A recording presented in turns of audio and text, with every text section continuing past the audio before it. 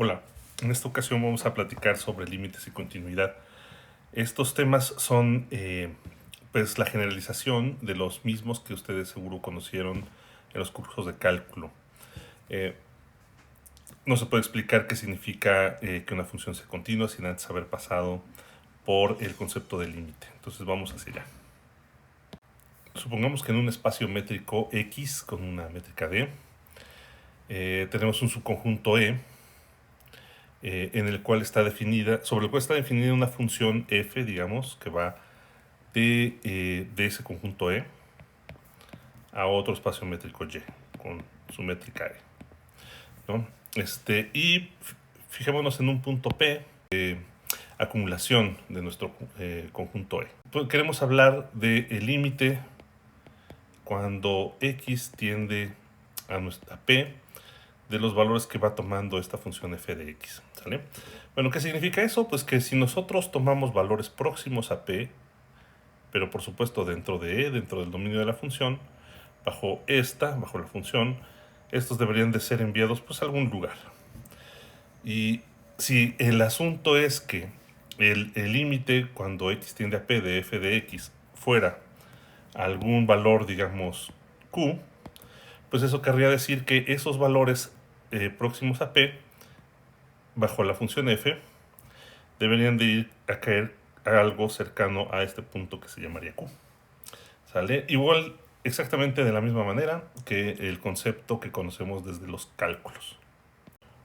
Formalmente tendremos entonces que el límite cuando x tiende a p de f de x es igual a q, si y solamente si, para todo epsilon mayor que 0, existe una delta mayor que 0, de tal manera que si nosotros tomamos cualquier punto x en E, de tal manera que la distancia entre x y p sea menor que delta, pero esto es un detalle importante, que este x no sea igual a p, para lo cual basta y sobra que esta distancia sea mayor que 0 estrictamente, ¿sale? Entonces si tenemos nosotros un puntito x que está próximo a p en lo que nos indica delta, entonces la función f debería estar enviando a nuestro x a una distancia de nuestro punto q menor que nuestra epsilon dada, ¿sale? Donde la distancia, esta e es la distancia,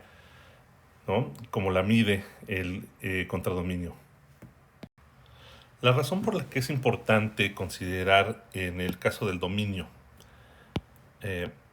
a las bolas ponchadas, es decir, a los conjuntos de puntos que son delta cercanos a P, pero sin el centro de la bola de radio delta alrededor de P, o sea, sin el punto P mismo, viene de que en el caso del cálculo de límites interesa conocer la tendencia de los valores que toma la función en puntos próximos al, al punto P deseado. Esto suele ser diferente del valor mismo que toma la función en el punto P. Es decir, la tendencia de los valores que van saliendo de la f cerca de P podría en algún momento ser diferente de lo que saliera de P al aplicar la f. Incluso podría no salir nada si nosotros intentáramos aplicar la f a P. Es decir, P simplemente tiene que ser un punto de acumulación. Y los puntos de acumulación a veces son puntos de E y a veces no lo son. Entonces, en este caso, este P pues, no tendría por qué ser un elemento de E. Existen varias maneras de formular este hecho, ¿no?, de que el límite cuando x tiende a P de f de x es igual a q. Por ejemplo, en el lenguaje, digamos, de bolas o de vecindades ponchadas, ¿no? Por ejemplo, el límite cuando x tiende a P de f de x es igual a q, si para todo epsilon mayor que 0 existe una delta mayor que 0, de tal manera que la bola ponchada de radio delta alrededor de P, pero ponchada, es decir, sin P, bajo la función f, va a caer dentro de la bola de radio epsilon alrededor de Q. Otras formulaciones tienen que ver con conjuntos abiertos, por ejemplo. Este hecho se da si para cualquier vecindad o cualquier conjunto abierto U que tenga como elemento a Q, existe un conjunto abierto B, vecindad de P, ¿verdad? De tal manera que este conjunto abierto sin el puntito P, bajo la función f, va a caer dentro del abierto U. Y en fin, varias maneras más de expresar este mismo concepto van ustedes a encontrarlo en los ejercicios. Ahora hablemos de continuidad en espacios métricos. El concepto es nuevamente el mismo que encontramos en funciones de números reales o funciones vectoriales. Una función otra vez es continua en un punto cuando el valor que toma la función en tal punto coincide con el límite cuando x se aproxima a este punto.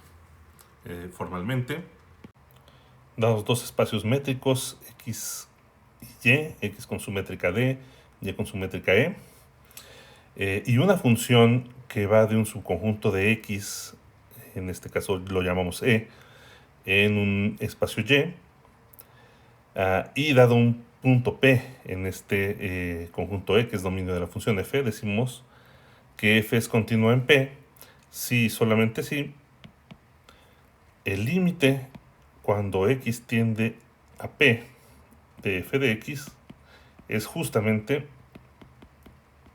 f de p. Noten que este concepto está muy bien definido en el caso en el que p es un punto de acumulación del dominio de f, es decir, punto de acumulación de e. Sin embargo, el caso en el que p es un punto aislado de e también se puede considerar en este análisis. Nosotros en este momento no tenemos definido qué significa el límite cuando x tiende a p de f de x en el caso en el que p es un punto aislado. Sin embargo, podemos hacerlo. Podemos definir sin ningún problema que si p es aislado, el límite cuando x tiende a p de f de x es simplemente f de p. Claro, para poder hacer esto necesitamos que p sea un elemento del conjunto E. La continuidad también se entiende globalmente. Esto es, decimos que una función f, como la que tenemos en la parte de arriba, es continua, si lo es en todos y cada uno de sus puntos. Es decir, si para todo x en el dominio de f, f es continua en tal x. Igual que como ocurriera con la convergencia de sucesiones, el hecho de que el límite cuando x tiende a p de f de x sea igual a q es independiente de métricas compatibles. Es decir, si nosotros tuviéramos una d' compatible con d, nosotros tendríamos lo mismo. Si esto fuera cierto cuando medimos con la métrica d, sería también cierto si midiéramos con la métrica d' en el dominio. Y lo mismo si cambiáramos la métrica del contradominio por una métrica compatible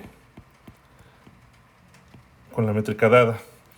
Este hecho entonces se preserva bajo métricas compatibles y por lo tanto también la continuidad. Es decir, que si nosotros pensamos a la función f de x en y, pues esta será continua con respecto a las métricas d y e, lo mismo que con la d' y la e'.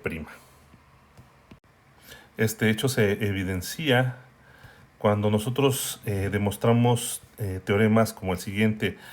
Una función f de x en y es continua si solo si para cualquier conjunto, digamos, u abierto en y, la preimagen de este u es un abierto en x.